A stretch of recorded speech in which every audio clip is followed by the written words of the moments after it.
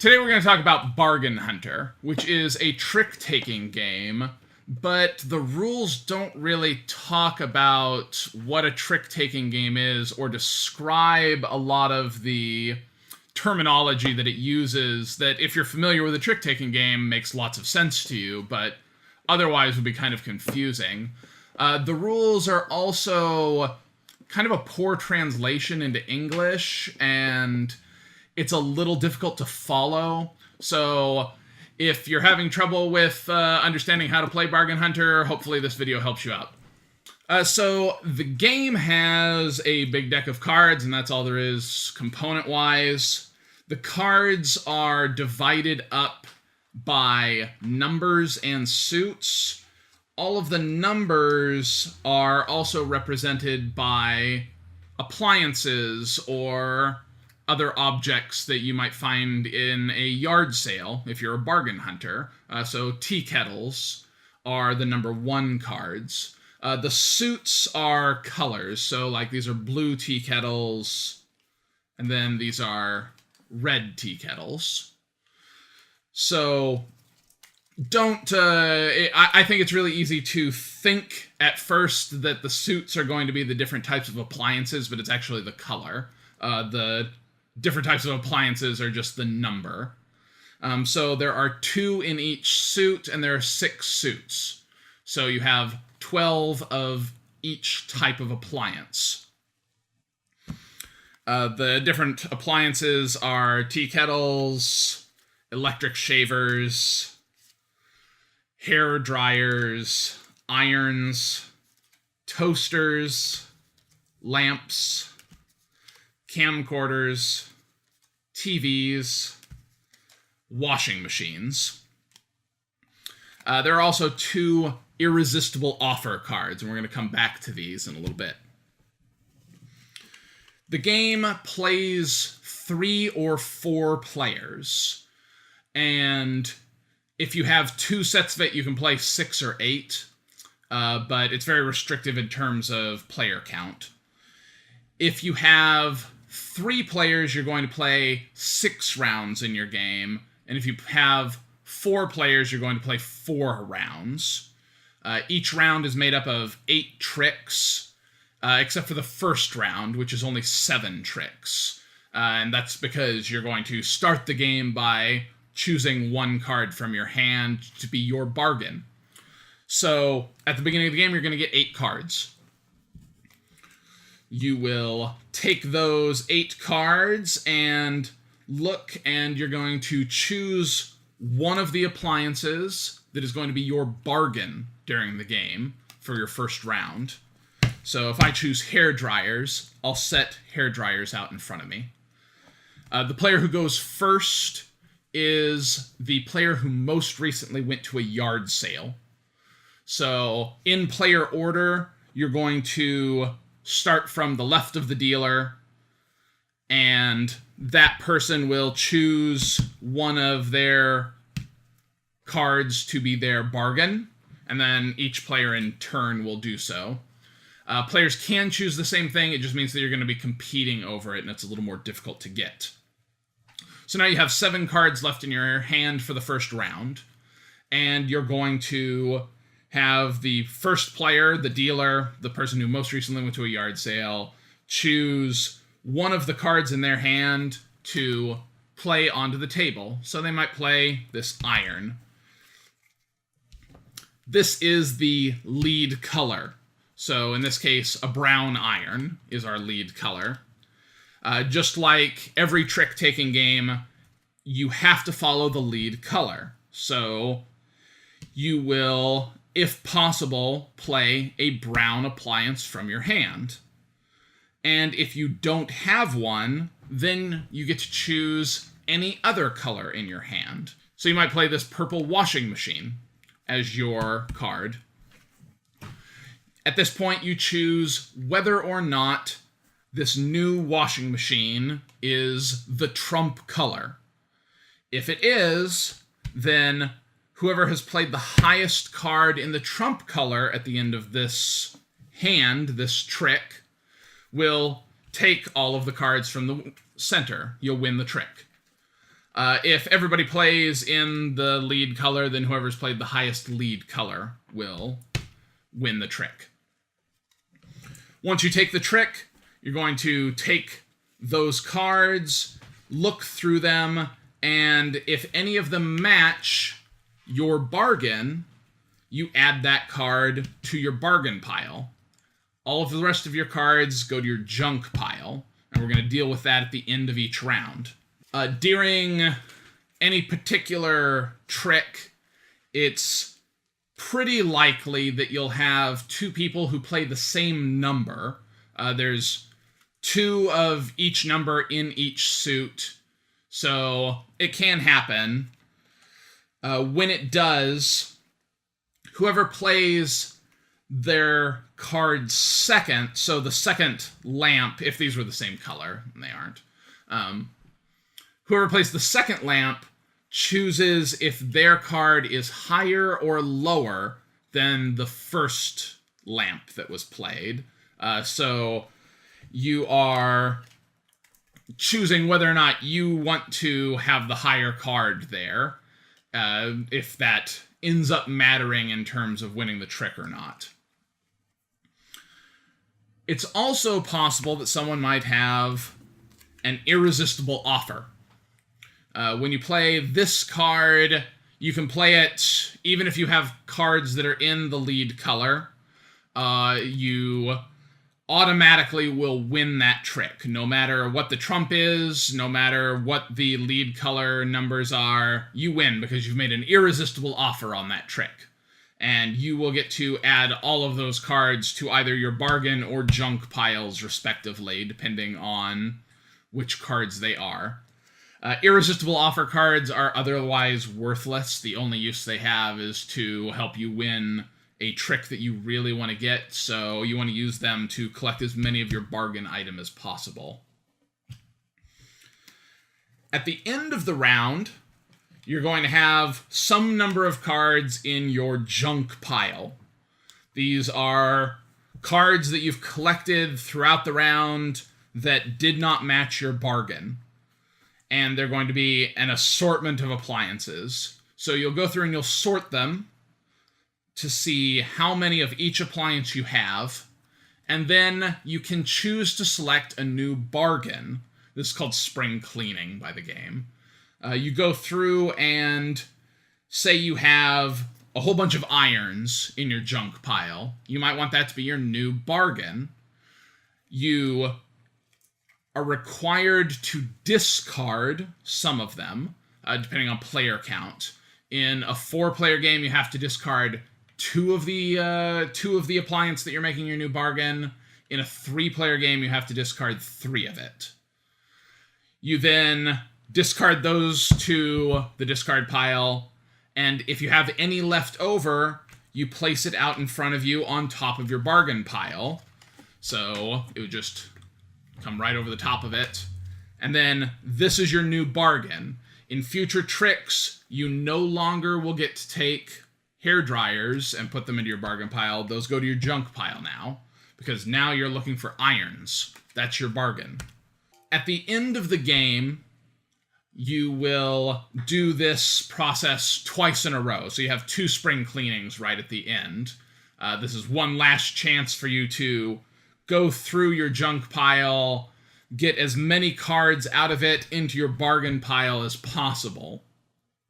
Because at the end of the game, scoring is going to work by counting up the number of cards in your bargain pile and getting positive points for all of them, and then getting negative points for all the cards in your junk pile. It's 1 point for each card, so if you have more cards in your junk pile than you do in your bargain pile, you're going to have a negative score at the end of the game.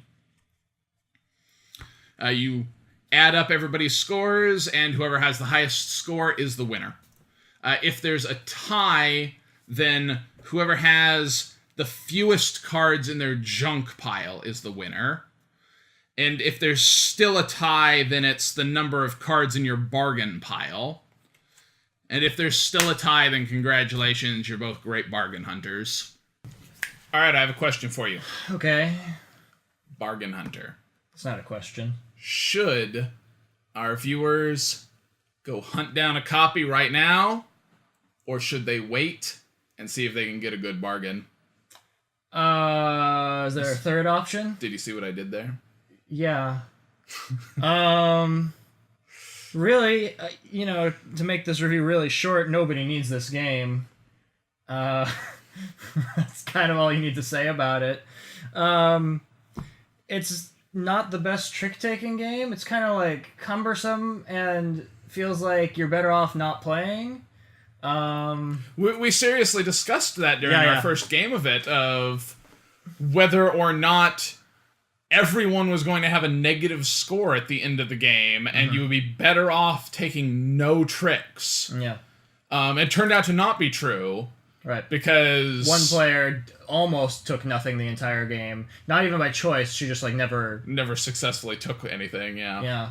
But, I think the score range on most of our games has been, 5 to -5, right?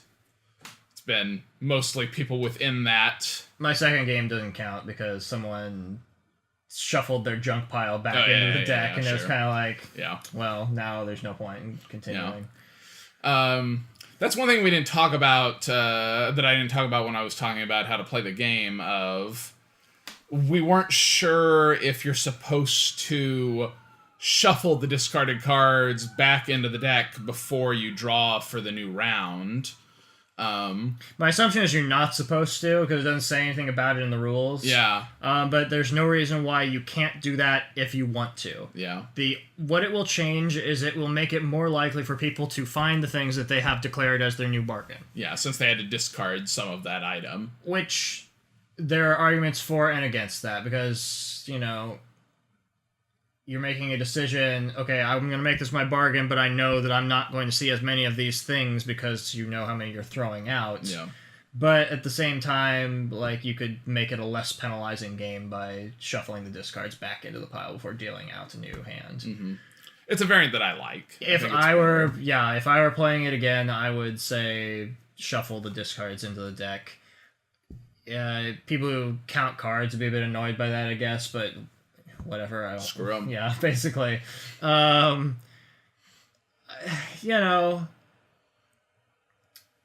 Chronicle is a better trick-taking game. Shack is a better trick-taking game. Treasure Hunter is a better trick-taking... It's a card drafting and trick-taking game. It's just not the best. It's just kind of strange. Yeah. I think that the weirdest thing about this game for me is the cutesy anthropomorphic art on all of the appliances. It makes you think that it's going to be a game about appliances in some way, but it's not at all. It has nothing to do with there being appliances on your cards. It could just be numbers, and that'd be it. Yeah. It wouldn't change the game whatsoever. Right. But it's really strange to me that, you have these cute TVs and washing machines and whatnot. That's very reminiscent for me of Brave Little Toaster, the movie, which I watched as a kid and loved. And so, when I play this, I can't help but have that little bit of nostalgia for that, but it has nothing to do with the game. Yeah.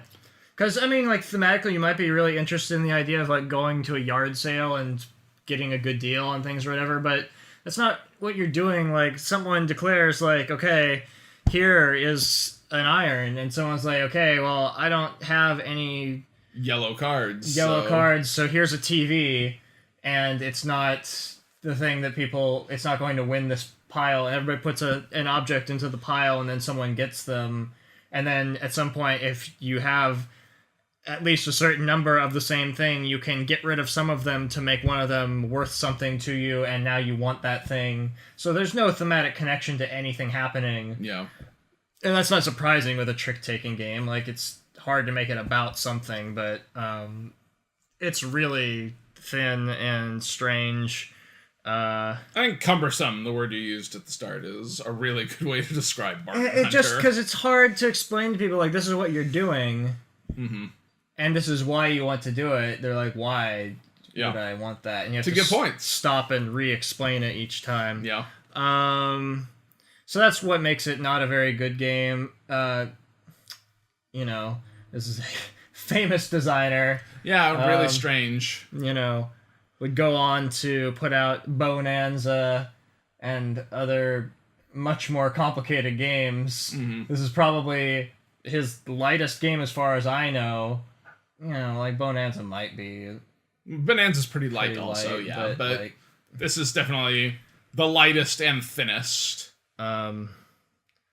so it is kind of a strange choice, and even if you're into that designer, this probably is not for you because it's not like any of his other games. So I would say probably stay away. If you find it at a yard sale for $1, Good bargain. well, I mean, you can play it and probably get $1's worth of entertainment out of it. We laughed the whole time we were playing it, but I think we were laughing at the game the whole time. Like, just sitting there going, this is absurd. This is a really ridiculous game, and I don't know what's happening, and I'm pretty sure that you're going to win because you haven't taken any cards. Yeah. So it's like mostly just us sitting there like trying to tank each other's scores more than anything, which is just like, It's also really hard as a trick-taking game. yeah, Like, you can't really control it. yeah, it's almost impossible to get your bargain item in this game. You can have a round where all three of the other people play the thing you want, and you can't do anything about it. Yeah. Because all you can play is this stupid tea kettle that was in the lead color. Yeah. It might just be that there are too many suits. Like, Yeah. that 6 is a lot. and it might just need to not. I don't know if it's like the numbers don't need to go up to 9 or just one fewer color. I don't know. And then there's a couple of irresistible offers that just usually the people who have them don't want them. Like, Yeah, okay, well, I've been holding on to this the whole time, but now I have to take You this. you never seem to have a trick that you actually want to take when you have an irresistible offer. Because there's rarely 2 of the same thing that you want Yeah. played at the same time. So, And even if there are 2, all you did was break even on that suit because you got 2 positive points and 2 negative points. but you're planning ahead for, like, you know that if you eventually collect a bunch of these other things, you might be able to get them scored too. Yeah. So The spring cleaning was the one part of the game that I found kind of interesting, that you're playing, like you were talking about, that you're removing some of that thing so you're not going to see any more of it. there's fewer of it. Yeah. You have to weigh the consequences of, do I make this my bargain now or do I hold off and let it keep stacking up? So that at the end of the game I can be like, bam, by the way, I have 9 washing machines in my junk pile, so I just made that my new bargain. Yeah. And convert all of those points at once. I found that part a little bit interesting mechanically. I just don't think the game overall works well enough. Yeah, to if make multiple that work. people do the same thing at the same time, it's like, well, great. Now we've both thinned out the deck from washing machines. Which we saw happen multiple times in our games, where multiple people would be like, well, now I'm looking for washing machines. I, too, am now looking for washing machines, so that's great. Yeah. And, yeah, just problematic. Yeah. Most of the times that we had spring cleanings, I just discarded 2 cards to get them out of my junk pile and didn't even choose a new bargain item, just because I was trying to keep my junk pile thin. Yeah.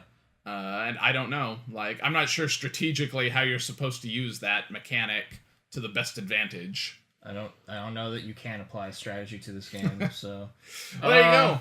I would give it like a 3. Yeah, I agree. It's about a 3. Like, It's not very good. If someone threw it at me and said, play this, I'm like, can we not? But I would, okay, here we do it. Because you could just put down cards and not really Just pay attention randomly to play, it. yeah. Yeah, and you might still win, but I don't want to play it, so...